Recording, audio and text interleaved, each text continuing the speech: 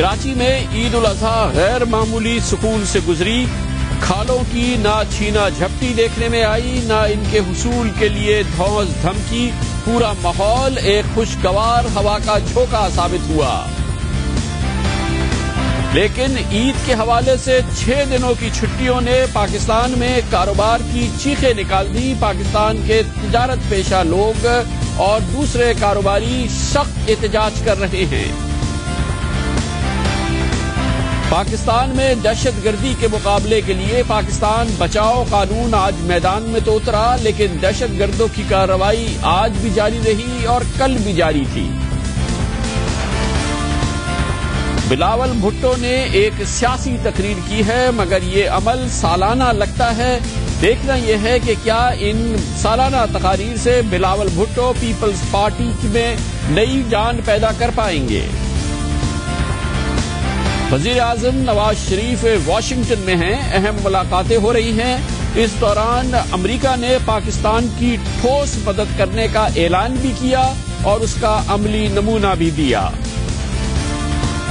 دن بھر کی اہم ترین خبروں، تبصروں اور تجزیوں کے ساتھ آپ دیکھ رہے ہیں پروگرام آج کامران خان کے ساتھ. السلام علیکم، میں ہوں کامران خان. عموماً عید الاضحیٰ کی چھٹیوں کے بعد جو ہمارا پہلا پروگرام ہوتا ہے، ہم ان واقعات کی اور ان غیر معمولی واقعات کا ذکر کرتے ہیں جو کہ کراچی میں ظہور پذیر ہوتے ہیں اور جن کا بنیادی تعلق کھالوں کے حوالے سے ہوتا ہے. کراچی میں عید الاضحیٰ کے موقع پہ دسیوں لاکھوں کھالیں جمع کی جاتی ہیں. اس موقع پہ چھینا جھپٹی ہوتی ہے، دہشت گردی ہوتی ہے، قتل و غارت ہوتی ہے. مگر ہم انتہائی سکون سے یہ آج کا پروگرام کرتے ہوئے کہہ رہے ہیں کہ یہ غیر معمولی سال ثابت ہوا ہے. اس سال کراچی میں نہ کھالوں کی چھینا جھپٹی ہوئی ہے، نہ دھوس دھمکی سے کھالیں وصول کرنے کے واقعات سامنے آئے ہیں. اتنی طویل چھٹیاں تھیں، اس دوران قتل و غارت بھی نہیں ہوئی، اور یہ پورا ماحول، یہ پورے طویل چھٹیاں عید الاضحیٰ کراچی والوں کے لیے خوشگوار ہوا کا ایک جھونکا ثابت ہوا ہے. پہلی بار ہوا ہے کہ کراچی والے یہ نہیں کہہ رہے کہ ان سے کھالیں چھیننے کے لیے یا کھالیں مانگنے کے لیے وہ طریقہ یا رویہ اپنایا گیا ہو جو گزشتہ سالوں میں اپنایا جاتا تھا، جب اکثر کراچی والے اکثر کہا کرتے تھے کہ ان سے کہا گیا کہ یا تو وہ اپنے بکرے یا گائے کی کھال دے دیں یا اپنی کھال تیار رکھیں. اس قسم کا کوئی واقعہ نہیں ہوا اور انتہائی اطمینان سے اور سکون سے کراچی میں عید الاضحیٰ کی تعطیلات بھی گزری ہیں. اس دوران صفائی کا ماحول بھی پورے شہر میں بہتر رہا ہے اور قتل و غارت کے بھی بڑے واقعات دیکھنے میں نہیں آئے ہیں. مجموعی طور پہ پرسکون عید الاضحیٰ گزری، جس کا کریڈٹ جاتا ہے اس آپریشن کا پر جو کہ کراچی میں پچھلے تقریباً 1.5 مہینے سے جاری ہے اور جس کے مثبت اثرات سامنے آ رہے ہیں. گو کہ اس سلسلے میں ابھی بہت کچھ کرنا باقی ہے. کراچی میں عید کی تعطیلات کے حوالے سے یہ بھی بہت اہم بات ہے کہ وہ قواعد و ضوابط جو حکومت نے بنائے تھے ان پر عمل کیا گیا. پاکستان میں قواعد و ضوابط پر عمل کیا جائے اور اسی طرح سے عمل کیا جائے جیسے وہ بنائے گئے تھے. یہ بھی ایک معمول کا عمل نہیں ہے اور یہ غیر معمولی عمل کراچی میں ہوا جب حکومت سندھ کی جانب سے عید الاضحیٰ کے لیے جاری کردہ ضابطہ اخلاق پر عمل ہوا. عید الاضحیٰ کے 3 روز اصلاح کی نمائش پر پابندی تھی جو کہ نظر آئی. قربانی کی کھالیں جمع کرنے کے لیے سیاسی جماعتوں کو جو کمشنر آفس سے باقاعدہ منظوری لینی تھی وہ لی گئی. قربانی کی کھالیں جمع کرنے کے لیے کہا گیا تھا کہ عوام پر دباؤ نہ ڈالا جائے، نہیں ڈالا گیا. اور قربانی کی کھالیں جمع کرنے کے لیے کیمپ نہیں بنائے گئے. پہلی بار کراچی میں قربانی کی کھالوں کے لیے کوئی کیمپ نہیں تھے اور ان پہ کسی سیاسی جماعت کا کوئی جھنڈا نہیں تھا. کہیں پہ بھی لاؤڈ سپیکر استعمال نہیں کیا گیا اور اس کے علاوہ جو اس حوالے سے ضابطہ اخلاق ترتیب دیا گیا تھا اس پر سختی سے عمل کیا گیا. یہ بھی بہت اچھی بات ہے کہ ضابطہ اخلاق بنانے والوں نے بنایا لیکن لوگوں نے اس پہ عمل کیا اور قانون نافذ کرنے والوں نے یہ بات یقینی بنائی کہ اس ضابطہ اخلاق پر عمل ہو، جس کا پورے شہر پر ایک بہت ہی مثبت اثر دیکھنے میں آیا ہے. شہری تو بہت ہی زیادہ خوش ہوئے ہیں اور انہوں نے اپنی جو خوشی اور اپنا اطمینان جو ان عید کی چھٹیوں میں اور عید قرباں کے حوالے سے کراچی میں جو ماحول دیکھا ہمارے ساتھ شیئر بھی کیا. کہ یہ پہلی دفعہ ہے کہ سکون سے ہم نے اپنی مرضی سے کھالے دی جس کو دینا تھا. کوئی جھینا جھپٹی نہیں ہوئی، کوئی خوف نہیں تھا، کوئی ڈر نہیں، کوئی زور زبردستی اور بہت اچھا. آئندہ بھی انشاءاللہ ایسا ہی ہو تو بہت اچھا. اسی طرح ہونا چاہیے، جس کو جس کی مرضی دے دے. نظام بہت اچھا تھا، صاف ستھرا رہا اور جس کو مرضی آیا اس نے کھالے دی لوگوں کو. کوئی ایسی اس وقت کوئی بات نہیں ہوئی. ہاں یہ بات صحیح ہے، اس دفعہ بہت امن رہا ہے اور بدنظمی بالکل دیکھنے میں نہیں آئی. اچھی بات ہے، ڈسپلن ہے. लोगों ने खुशी से अपना हाल के लिए इस दफा कुछ खुशी की बात है, आराम से हुआ, कुछ नहीं, कोई किस्म की तकलीफ नहीं हुई। कंट्रोल करेंगे तो अच्छा है, इस तरह ही सही रहता है कि सही जगह पे खाले वगैरह दे दी जाती हैं और अपनी मर्जी से लोग जिसको देना चाहते हैं उसको देते हैं, सही लोगों को मिल जाती हैं खाले। बहुत से लोग जो हैं वो इसके मुस्तहिक होते हैं, तो ये ना हो कि डंडे के जोर पे आप किसी को दे दें, तो जिनको देना है मुस्तहिक लोग जो हैं दीनी मदारिस वगैरह उनको दे दें तो ज़्यादा बेहतर होता है। इसी पुरसकून माहौल के अंदर ईद कुर्बा भी हुई और खाले भी उसी हवाले से जिनको दिल चाहा लोगों ने उस हवाले से अपनी खालों का अतिया भी दिया।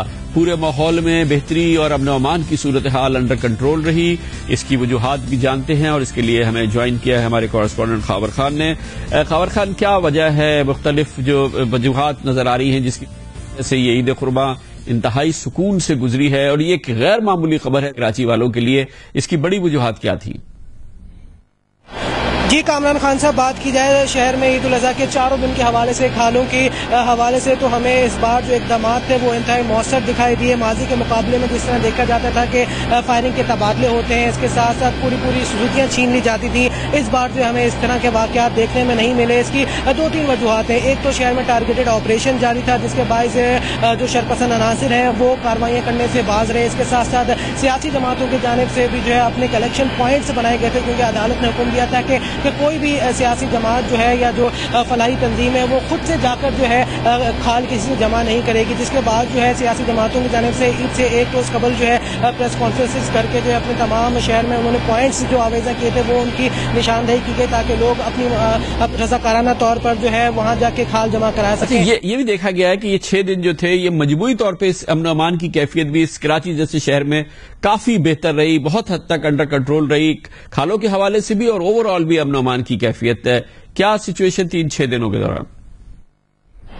जी कराची में जो है अगर ईद के चारों दिन की बात की जाए अमन अमान के हवाले से तो हमें बेहतर इंतजामात देखने में मिले। पुलिस और रेंजर्स की भारी नफरी जो थी वो जगह जगह पर मौजूद थी। इसके साथ साथ जो टारगेटेड ऑपरेशन का सिलसिला है उसने जो है काफ़ी इस बार भी जो है इस ईद पे लोगों को जो है अमन के साथ ईद मनाने की एक वजह ये भी तस्वुर की जा रही है। इसके साथ साथ जो आला ओहदेदारान हैं शहर के, इसके साथ साथ गवर्नर सिंध ने भी जो है शहर का दौरा किया था, इसके IG सिंध भी थे ताकि शहर में अमन अमान के हवाले से कोई नाखुशगवार वाक़या पेश नहीं आया है। ईद के रोज़ भी हमने देखा था कि तमाम मस्जिदों, इमाम बारगाहों और जिन जिन मकामात पर ईद की नमाज अदा की गई वहाँ पर भी पुलिस की भारी नफरी मौजूद थी। जिसके बाद जो है जो मेन शाहराहें पर पुलिस ने बाकायदा मार्च भी किया था।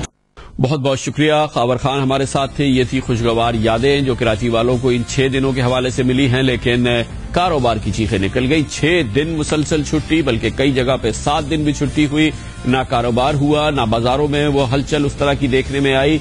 और इस हवाले से कारोबारी हल्के बहुत एहतजाज कर रहे हैं कि पाकिस्तान में 6 दिन कारोबार का बंद रहना, इस हवाले से बात करते हैं उस पर कितना नुकसान हुआ है और कितना बड़ा शदीद नुकसान है ये, इसके बारे में कमर्शियल ब्रेक के बाद।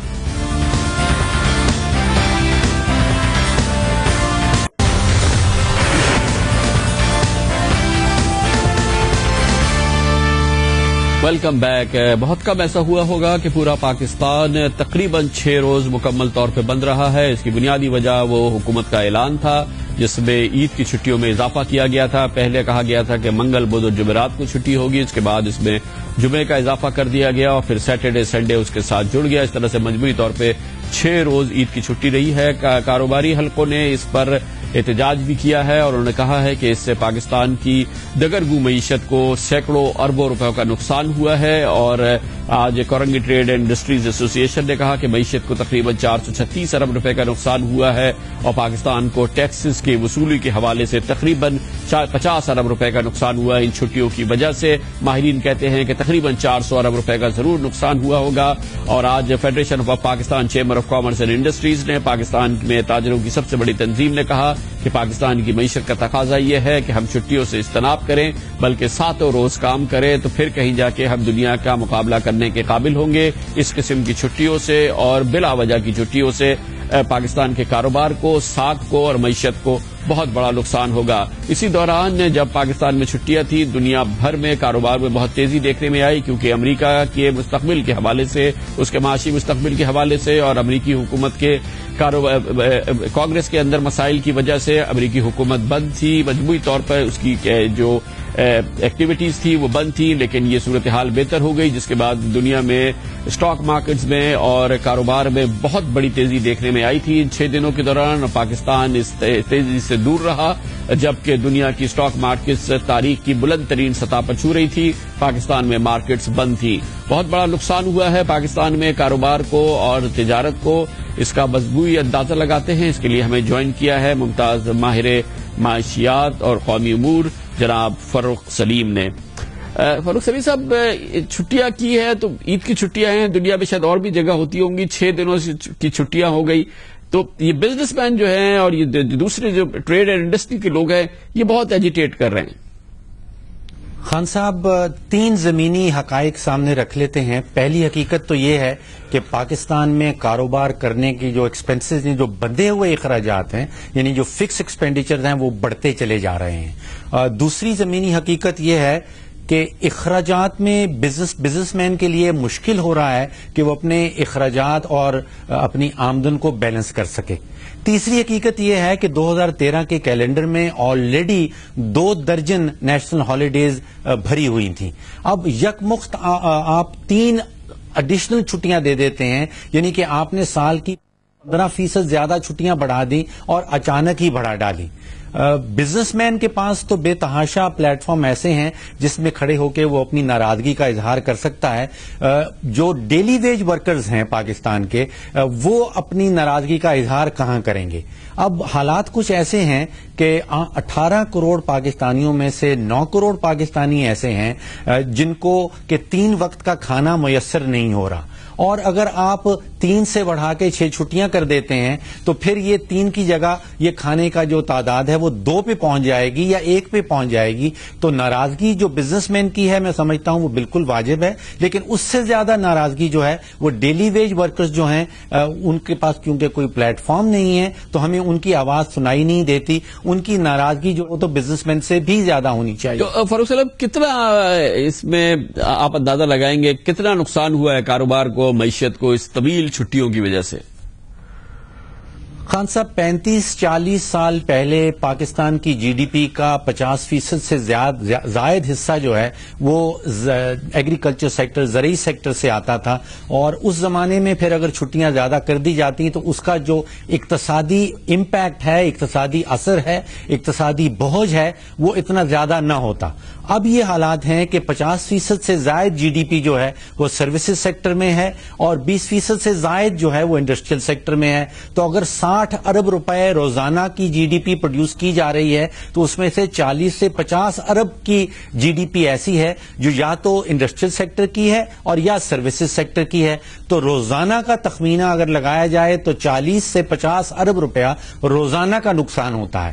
اگر ہم ایکسپورٹس کی طرف جائیں تو 7 سے 8 ارب روپے کی روزانہ کی ایکسپورٹ ہوتی ہے، اور اگر وہ 5 یا 6 دن کے لیے رک جاتی ہے تو ہم سمجھ رہے ہیں کہ 40 سے 50 ارب روپے کا نقصان وہاں پہ ہو جاتا ہے۔ تو لگ بھگ اگر سارے نقصانات جمع کر لیے جائیں تو میں سمجھتا ہوں کہ 6 دن کا نقصان 200 ارب روپے سے زائد کا نقصان پاکستان کی اکانومی کو ہوتا ہے۔ بہت بہت شکریہ جناب فاروق سلیم۔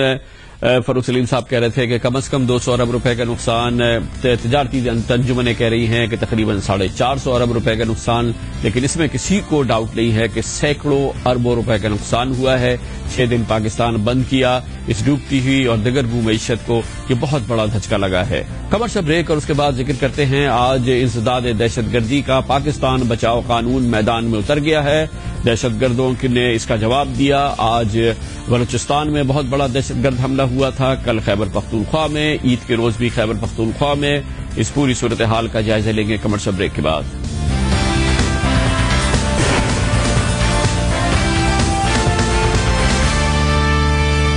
Welcome back. پاکستان میں انسداد دہشت گردی کے حوالے سے تاریخ کے مضبوط ترین اور سخت ترین قوانین کا اجرا کر دیا گیا ہے۔ اس سلسلے میں صدارتی آرڈیننس جاری ہو گیا ہے۔ کوشش یہ ہے کہ پاکستان میں دہشت گردی کی کارروائیوں کے حوالے سے قانون نافذ کرنے والے اداروں کے ہاتھ مضبوط کیے جائیں اور دہشت گردوں کے لیے مثالی سزائیں تجویز کی جائیں۔ اس سلسلے میں قانون نافذ کرنے والے اداروں کو غیر معمولی اختیارات بھی دیے گئے ہیں، گرفتاری کے، نظر بندی کے، اور ان کو تحفظ بھی فراہم کیا گیا ہے۔ دہشت گردوں کو مثالی سزائیں بھی تجویز کی گئی ہے۔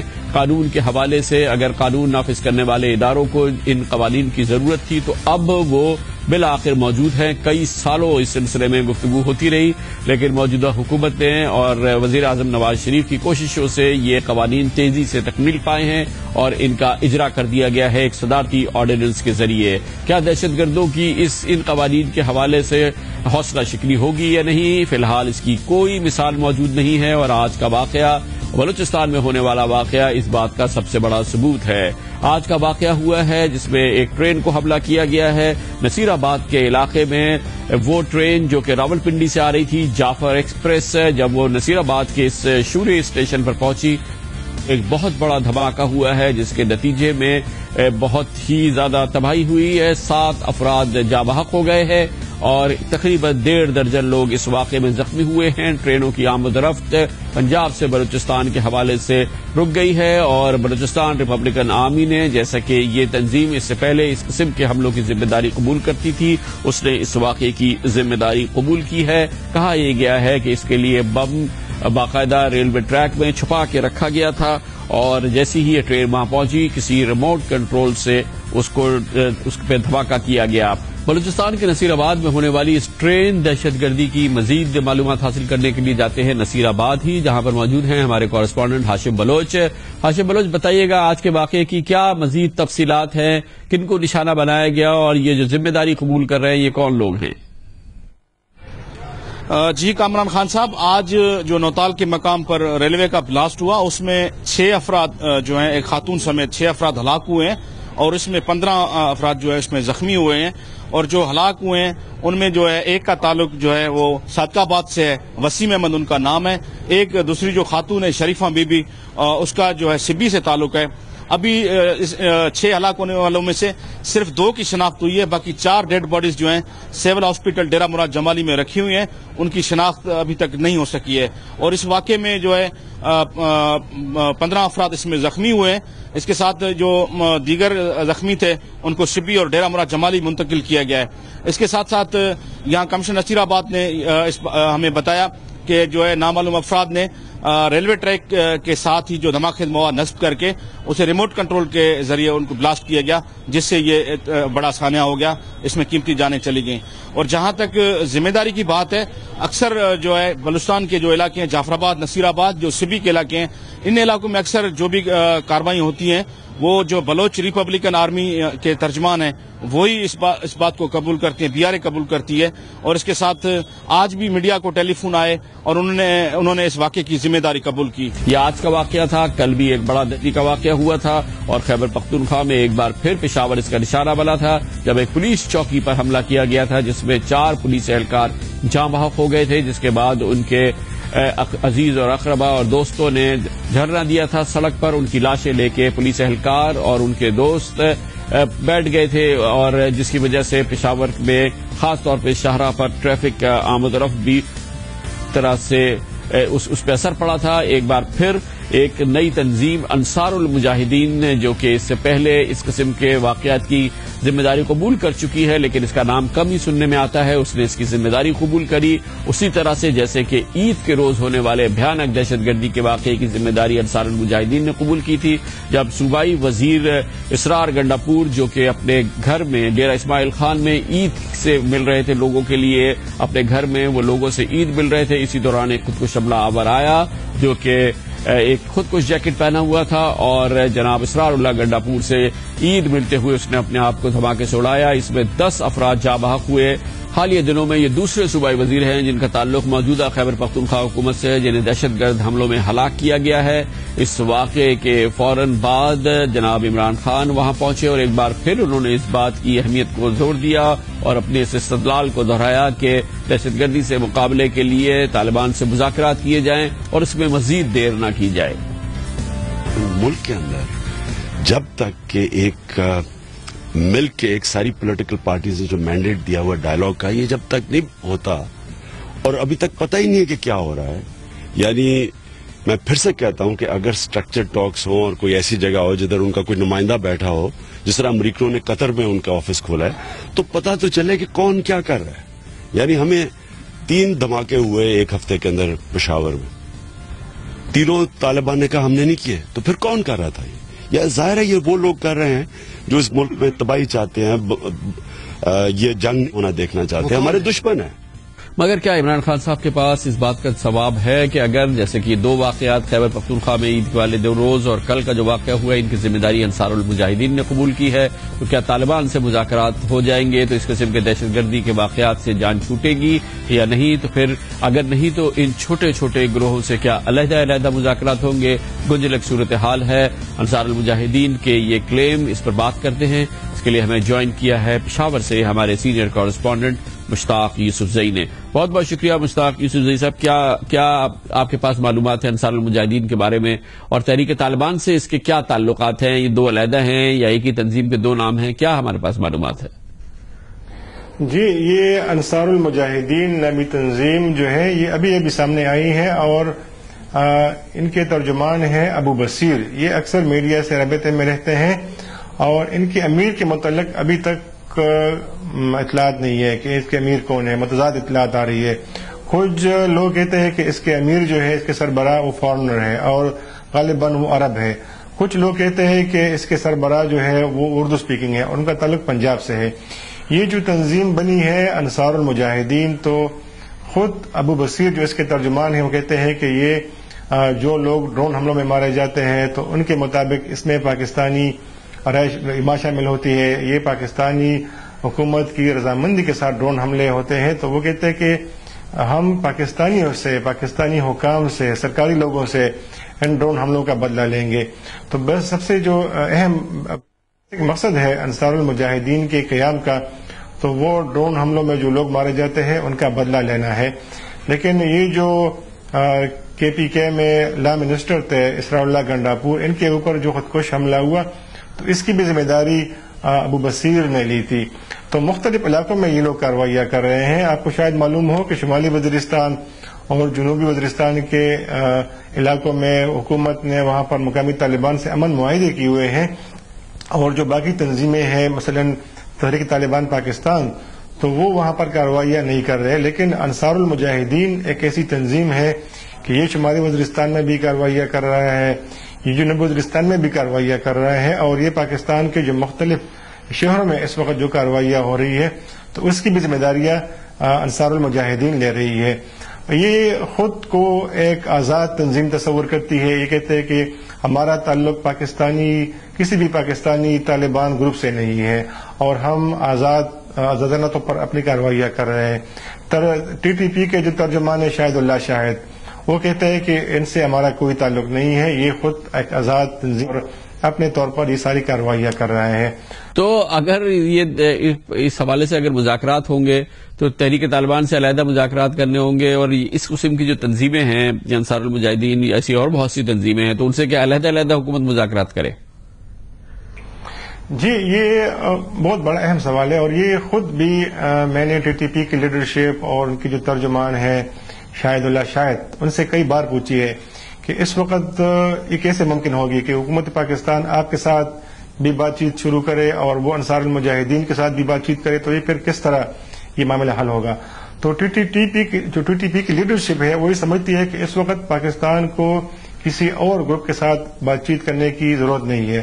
ٹی ٹی پی کی لیڈرشپ سمجھتی ہے کہ اس وقت جو پاکستان میں سب سے بڑا نیٹ ورک ہے ملیٹنٹس کا، وہ تحریک طالبان پاکستان ہے، اور اس کے سربراہ حکیم اللہ مسعود ہے، اور ان کے لوگ بھی جانے پہچانے ہیں کہ کہاں کہاں ان کے نمائندے ہیں. تو وہ یہ خود سمجھتے ہیں کہ اس وقت جو اگر حکومت بات چیت کرنا چاہتی ہے تو پھر ہم سے کرے، اور اگر ہمارے معاملات حکومت سے طے پا جاتے ہیں، اگر ہماری درمیان ایک پیس ہو جاتی ہے، تو پھر وہ باقی جو چھوٹے چھوٹے گروپس ہیں جس طرح آپ نے ذکر کیا انصار المجاہدین کا، تو وہ سمجھتے ہیں کہ پھر ہم ان سے بات بھی کر سکتے ہیں، اور پھر ہم ان کو اپنی کارروائی یا روکنے پر مجبور بھی کر سکتے ہیں. تو میرے خیال میں وہ کافی پر امید ہے کہ یہ چھوٹے چھوٹے گروپس اس وقت پاکستانی کارروائیاں کر رہے ہیں، قبائلی علاقوں میں موجود ہیں، تو پھر ان کے ساتھ ہم بات چیت کر سکتے ہیں. لیکن وہی سمجھتے ہیں کہ اس وقت اگر پاکستانی حکومت نے بات کرنی ہے تو وہ صرف تحریک طالبان پاکستان کی جو لیڈرشپ ہے ان کو کرنی چاہیے. بہت بہت شکریہ مشتاق یوسفزئی ہمارے ساتھ. خبر سے بریک کے بعد ذکر کریں گے پاکستان پیپلز پارٹی کے جمع سال شریک چیئرپرسن جناب بلاول بھٹو زرداری سال میں 1-2 تقریریں کرتے ہیں. 18 اکتوبر کو انہوں نے ایک عوامی تقریر کی ہے، اس میں انہوں نے اس مفاہمتی ماحول کو چیلنج کیا ہے جو ان کے والد اور پاکستان پیپلز پارٹی کے سربراہ جناب آصف علی زرداری نے پیدا کیا ہے. سیاسی جماعتوں پہ جملے بھی کسے اور دوسرے لوگوں پر بھی. دیکھتے یہ ہیں کہ کیا واقعی وہ پاکستان پیپلز پارٹی میں ایک نئی جان پھونک پائیں گے. اس کے بارے میں بات کرتے ہیں کمرشل بریک کے بعد.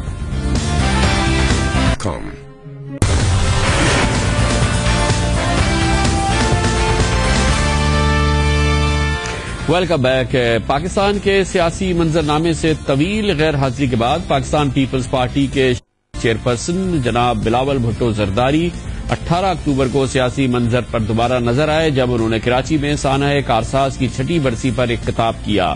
جناب بلاول بھٹو زرداری کی کمی بہت محسوس کی گئی تھی. مئی کے انتخابات میں جب ان کا رابطہ عوام کے ذریعے ویڈیو لنک کے ذریعے ہوا کرتا تھا، سیکیورٹی ریزنز پر وہ کسی بھی عوامی جلسے سے خطاب نہیں کر سکے تھے. نہ وہ اور نہ ہی پاکستان پیپلز پارٹی کے شریک چیئرپرسن جناب آصف علی زرداری جو صدر کا عہدہ اپنے پاس رکھنے کی وجہ سے سیاسی منظر سے غائب تھے اور کہ وہ سیاست میں براہ راست حصہ نہیں لے سکتے تھے. اس تمام ماحول کے بعد پاکستان پیپلز پارٹی کی انتخابی شکست کے بعد جناب بلاول بھٹو زرداری سیاست کی سیاسی منظر پہ واپس آئے اور انہوں نے کراچی میں تقریر کی. سب سے پہلی بات جو ان کی تقریر میں نوٹ کی گئی کہ انہوں نے براہ راست چیلنج کیا اس سیاسی مفاہمت کے ماحول کو جسے اب تک جناب آصف علی زرداری نے پروان چڑھایا ہے حکومت میں رہتے ہوئے بھی اور اب حزب اختلاف کی جماعت کی حیثیت سے بھی. پاکستان پیپلز پارٹی پاکستان مسلم لیگ نون کی حکومت کے ساتھ ایک عام سی اپوزیشن جماعت کا کردار ادا نہیں کر رہی بلکہ اس کے کردار کو مثبت سمجھا جا رہا ہے. دوسری سیاسی جماعتوں کے حوالے سے بھی پاکستان پیپلز پارٹی کے روابط بہتر ہیں اور اسی قسم کے روابط ہیں جو اس کے حکومت کے دوران تھے. لیکن جناب بلاول بھٹو زرداری کی تقریر سے یہ تاثر ملا کہ شاید پاکستان پیپلز پارٹی اب کسی طرح سفر پر چلنے کا ارادہ رکھتی ہے. یہی وجہ ہے کہ بلاول بھٹو زرداری نے اپنی اس تقریر میں جو کہ پہلی عوامی تقریر تھی 4 اپریل کی ان کی نوڈیرو کی تقریر کے بعد خاص طور پہ ایک ایک کر کے تمام بڑی سیاسی جماعتوں کو نشانہ بنایا اور اس کی ابتدا انہوں نے تحریک انصاف اور عمران خان سے کی. یہ اس بزدل خان کی پارٹی نہیں ہے جو چرچ کے حملے کے بعد اسی چرچ کے باہر کھڑے ہو کر دہشت گردی کرنے والے کے لیے طرح طرح کے بہانے بناتا ہے. ہم اکٹھے ہو کر خیبر پختونخوا کی عوام کو بچائیں گے جو اس وقت سونامی کے سیلاب میں ڈوب رہے ہیں. پھر باری آئی پاکستان مسلم لیگ نون کی. ہم اکٹھے مل کر اس شیر کا شکار کریں گے جو اپنا پیٹ میرے غریب بھائیوں کے خون سے بھرتا ہے. اسی تحریر کی ہوئی تقریر سے جناب بلاول بھٹو زرداری نے نشانہ لگایا متحدہ قومی موومنٹ اور الطاف حسین کو بھی. پاکستان کو تو 1947 میں آزادی ملی مگر ہمارا کراچی آج بھی لندن کی کالونی ہے. ہم اس پول کے چلنے والی پتنگ کو کاٹتے ہیں. گو کہ تقریر جذباتی تھی لیکن اس دوران بلاول بھٹو زرداری ایک خوشگوار موڈ میں نظر آئے جس کا اظہار وہ جذباتی ماحول میں جذباتی گفتگو کرتے ہوئے بھی کر رہے تھے.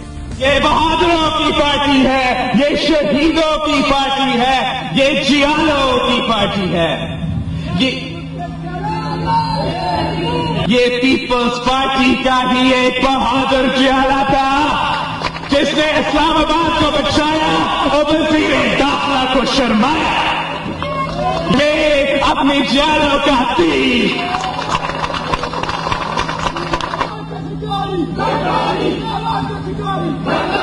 یا اللہ یا رسول اے نذیر بے قصور.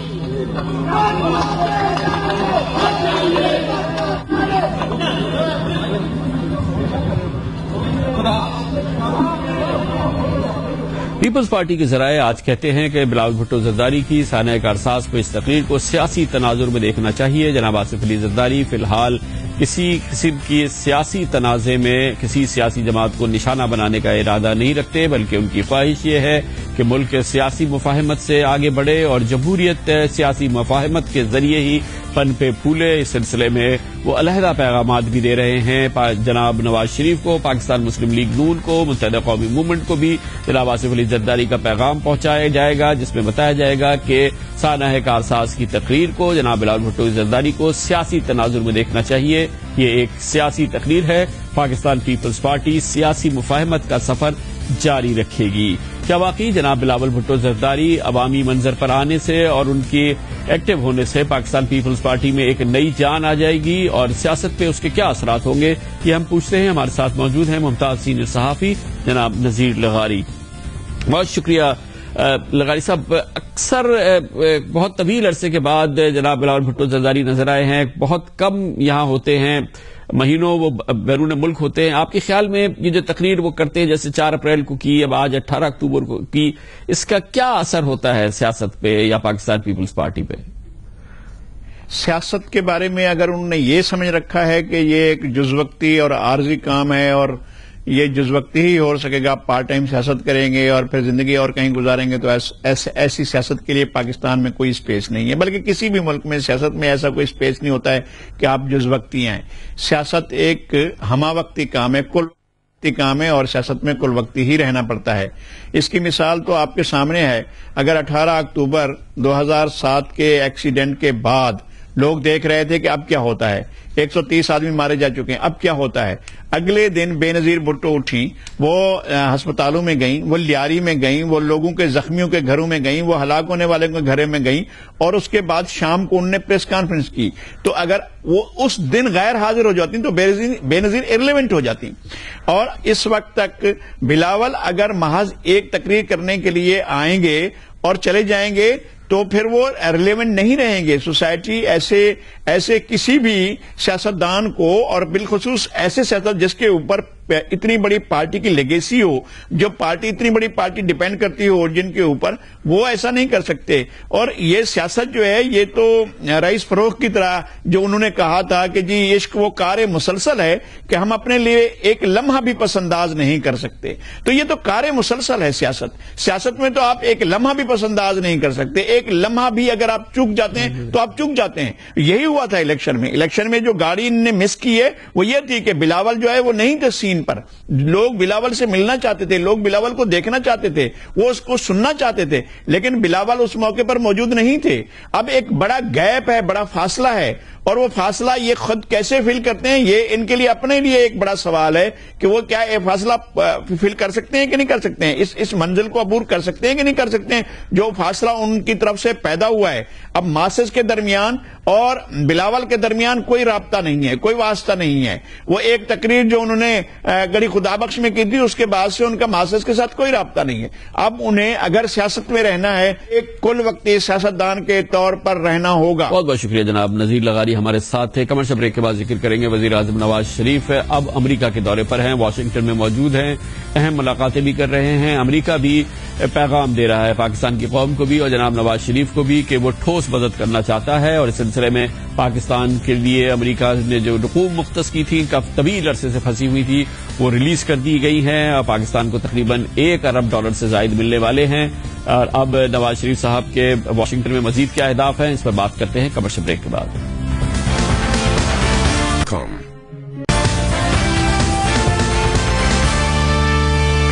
Welcome back. وزیر اعظم پاکستان جناب میاں محمد نواز شریف امریکہ کے دورے پر ہیں. واشنگٹن میں ان کی اہم ملاقاتیں ہو رہی ہیں، جس میں سب سے اہم ملاقات ان کی امریکی وزیر خارجہ جان کیری کے ساتھ ہوئی، جس میں امریکہ کے وزیر دفاع چک ہیگل اور CIA کے ڈائریکٹر جان برینن بھی موجود تھے. تقریباً 3 گھنٹے بہت اہم مشاورت ہوئی اور بات چیت جناب نواز شریف اور امریکہ کے نیشنل سیکیورٹی کے اور کابینہ کے ان اہم ترین اراکین کے ساتھ. 3 سے زائد اس ملاقات کے حوالے سے باقاعدہ کوئی اعلامیہ تو جاری نہیں ہوا ہے، لیکن ذرائع کہتے ہیں کہ پاکستان اور امریکہ کے تعلقات کو مضبوط بنیاد پر استوار کرنے میں اس ملاقات کا بہت اہم حصہ ہوگا. جناب نواز شریف کے پہنچتے ہی امریکہ کی جانب سے میڈیا میں یہ اطلاعات آ گئی تھی کہ پاکستان کے لیے امریکہ نے جو امداد رقوم مختص کی ہیں جو کہ طویل عرصے سے پھنسی ہوئی تھی، ان کے اجرا کا بھی اعلان کر دیا گیا ہے۔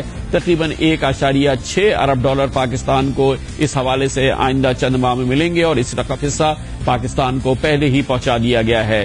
جناب نواز شریف بدھ کو امریکہ کے صدر باراک اوباما سے ملاقات کریں گے، اور اس دوران امریکی میڈیا سے بھی ان کے کئی انٹرویوز ہوں گے۔ جناب نواز شریف کے دورے کو امریکہ خصوصی اہمیت دے رہا ہے، اور امریکہ میں میڈیا نے ان کے اس دورے کے حوالے سے مختلف مضامین بھی شائع کیے ہیں۔ امریکہ میں جناب نواز شریف کے لیے کیا ماحول، اور اب امریکہ پاکستان سے اور جناب نواز شریف سے کیا چاہتا ہے، یہ جاننے کے لیے ہم جائیں گے واشنگٹن، جہاں پر اسکائپ پہ ہمارے ساتھ موجود ہیں U S institute of peace میں پاکستان کو ریپرزینٹ کرتے ہیں اور اسکالر جناب معید یوسف۔ بہت بہت شکریہ معید یوسف صاحب۔ آپ یہ بتائیے گا کہ نواز شریف صاحب کے پہنچتے ہی یہ خبریں آنی شروع ہوئی کہ امریکہ پاکستان کے لیے جو رقوم جو منجمد تھی یا رکی ہوئی تھی وہ جاری کر رہا ہے، اس کی کیا اہمیت ہے؟ دیکھیے، ابھی بھی امریکہ کے لیے پاکستان ایک بہت اہم تعلق ہے، اس میں کوئی شک نہیں ہے۔ جو پیچیدگیاں، جو مسائل ہوئے 2011 میں، اس کے بعد تعلقات بہتری کی طرف جا رہے ہیں۔ یہ فیصلہ جو ہے امداد دینے کا، یہ جب اسحاق ڈار صاحب فائنانس منسٹر ابھی آئے ہوئے تھے پچھلے ہفتے، یہ اس وقت ہو گیا تھا، اور ان کو شاید یہ اطلاع بھی دی گئی تھی کہ جب پرائم منسٹر آئیں گے اس سے پہلے اناؤنسمنٹ ہوگی، تاکہ ایک آپٹکس اچھی لگے کہ یہ اہم تعلق ہے اور وہ ایڈ جو ہے وہ دی جا رہی ہے۔ رکی تو اس لیے تھی کہ 2011 میں جو مسائل ہوئے تھے وہ ہم سب کو معلوم ہے، اس پہ پھر بات چیت کافی چل رہی تھی کہ وہ کھلنی چاہیے، اور یہ ایک ایسا موقع تھا جہاں یہ بات بنتی تھی کہ پرائم منسٹر کے آنے سے بالکل پہلے اناؤنسمنٹ کی جائے کہ یہ دوبارہ سے شروع ہو جائے گی۔ ایک نقطہ سمجھ لیجئے کہ یہ ایڈ جو ہے یہ مختلف حصوں میں بٹی ہوئی ہے، تو کچھ یہ اسسٹنٹس جو ہے وہ صرف سی ایس ایف جو پاکستان اخراجات پاکستانی فوج کے ہیں وہ ری ایمبرس ہو رہے ہیں، اسسٹنس یا ایڈ نہیں ہے اس کا۔ اچھا، کیا توقعات کیا ہیں امریکہ کی، باراک اوباما کی پاکستان کے نئے وزیر اعظم جناب نواز شریف سے؟ کیا چاہتا ہے امریکہ؟ دیکھیے، توقعات وہی ہیں جو مشرف صاحب سے تھیں اور زرداری صاحب سے تھیں، اور وہ یہ ہے کہ دہشت گردی کو پاکستان میں ختم کیا جائے۔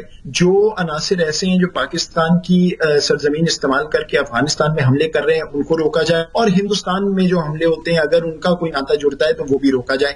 یہ بنیادی ہے۔ اس کے علاوہ جوہری ہتھیاروں کی بات ہے کہ وہ سیف ہوں، محفوظ رہیں۔ امریکن ایجنڈا پہ یہ چیزیں سب سے سر فہرست ہیں۔ ہمارے ایجنڈا پہ ظاہری بات ہے کہ تجارت ہے، سول نیوکلیئر ڈیل کی بات ہوتی ہے، مارکیٹ ایکسس کی بات ہوتی ہے، آئی پی آئی کی بات اٹھائی جائے گی، ڈرونز کی بات میاں نواز شریف صاحب نے کل بھی اٹھائی ہے اپنا جو ان کا کھانا تھا اسٹیٹ ڈپارٹمنٹ میں۔ تو یہ فہرستیں جو ہیں بالکل مختلف ہیں بدقسمتی سے، لیکن کوشش یہ ہے کہ کوئی اوور لیپ ڈھونڈا جائے جس پہ بات جو ہے وہ آگے بڑھ سکے۔ اچھا، امریکی حکومت، یہ نواز شریف حکومت ہے اور اس سے پہلے زرداری صاحب کی حکومت تھی، اس میں ان کے نزدیک کوئی بڑا فرق نظر آتا ہے آپ کے خیال میں کانگریس میں یا امریکی جو پالیسی ساز شخصیات ہیں؟ دیکھیے، سفارتکاری جب ہوتی ہے اس سطح پر تو اس میں حکومتوں کی بات نہیں کی جاتی، جو لیڈران ملک چلا رہے ہوتے ہیں انہی سے نیگوسیشن ہوتی ہے۔ ہاں، یہ ضرور ہے کہ میاں صاحب کا کوئی ایسا بیگیج نہیں ہے جو پیپلز پارٹی کی حکومت کا بن چکا تھا آخر تک۔ 2011 کی پیچیدگیاں میاں صاحب کے سر نہیں ہیں۔ میاں صاحب سمجھا جاتا ہے کہ پرفارمنس ان کی بہتر ہوگی اور شاید ان کی حکومت تھوڑی بہتر کارکردگی دکھائے، تو وہ ساری باتیں سامنے رکھتے ہوئے شاید ذرا مثبت ایٹماسفیئر ہوگا۔ لیکن آخر کار بات وہیں آ جاتی ہے کہ پاکستان کیا چاہتا ہے امریکہ سے، امریکہ کیا چاہتا ہے، اور اس میں سے کتنی ایسی چیزیں ہیں ان فہرستوں میں جو وہ ایک دوسرے کے لیے کر سکتے ہیں۔ بہت بہت شکریہ معید یوسف، ہمارے ساتھ واشنگٹن میں سے ہیں۔ جناب نواز شریف کا دورہ جاری ہے جس میں بدھ کے روز ان کی امریکہ کے صدر باراک اوباما سے ملاقات ہوگی۔ اس کے ساتھ ہی ہمارے آج کے پروگرام کا اختتام ہوتا ہے۔ کل آپ سے پھر ملاقات ہوگی۔ کل تک کے لیے کامران خان کو اجازت۔ اللہ حافظ ناصر۔